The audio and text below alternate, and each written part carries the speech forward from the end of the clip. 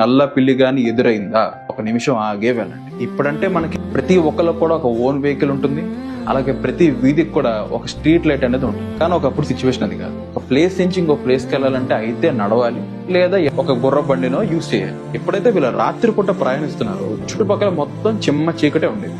So general గా అడవిలోనే వెళ్తూ ఉంటారు కాబట్టి చాలా రకాల జంతువులు అనేవి ఎదురవుతూనే ఉంటాయి. ఎస్పెషల్లీ నల్ల పులి అయితే ఆ చీకట్లో అసలు మనకు కనపడదు. కానీ ఎద్దులకి గుర్రాలకి వాటిని పసిగట్టడానికి ఎక్కువ టైం పట్టేది కదా. సో ఎప్పుడైనా వాటిని ఎదురైనప్పుడు ఇవి భయపడిపోయి గొడవ చేసి ఇవి చేసే సౌండ్స్ కి ఆ పులులు కూడా కొంచెం అలర్ట్ అయిపోయేవి. అలాగే వీళ్ళ మీద కొన్నిసార్లు అటాక్ వచ్చింది. సో దీనికి సొల్యూషన్ గా వాళ్ళు ఏం చేశారంటే, ఎప్పుడైనా నెక్స్ట్ టైం ట్రావెల్ చేస్తున్నప్పుడు ఏదైనా పులి కానీ ఏమైనా ఎదురొచ్చినప్పుడు ఒక 5 నిమిషాలు ఆగి అవి వెళ్ళేదాకా వెయిట్ చేసి ప్రయాణం అనేది స్టార్ట్ చేసింది. ఇది రాను ఎలా తయారైందంటే నల్ల పులి కాస్త నల్ల పిల్లి అయిపోయింది, భయం కాస్త బ్యాడ్ లక్ అయిపోయింది.